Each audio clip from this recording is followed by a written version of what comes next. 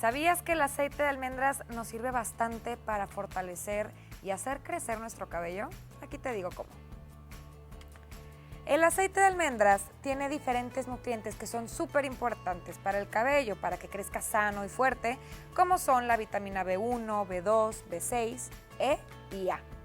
Y cuando se trata del crecimiento del cabello, el aceite de almendras es uno de los tratamientos más usados debido a que estimula el crecimiento y logra que las hebras del pelo sean fuertes.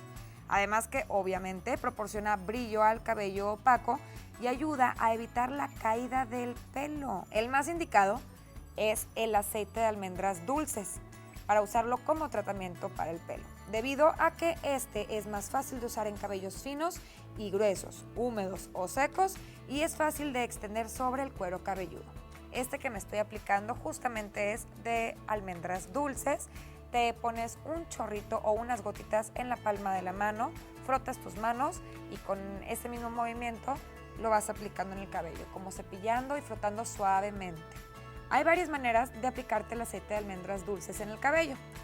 Una, si eres de las personas que tolera dormir con el cabello graso, entonces aplícate el aceite de almendras y déjalo durante toda la noche. Al día siguiente tienes que lavarte el cabello obviamente con suficiente agua. Sin embargo, también puedes aplicarlo solamente por 1 hora antes de que vayas a la cama, es decir, te lo puedes aplicar en la noche, cenas, te bañas y te duermes. De esta manera yo lo estoy haciendo, solo que lo hice de medias a puntas para rehidratar y fortalecer la parte de mi cabello que está un poquito maltratada. Otra manera es aplicarte unas gotas de aceite de almendras después del champú para que aproveches sus propiedades de sellado y así vas a tener un cabello suave y brillante.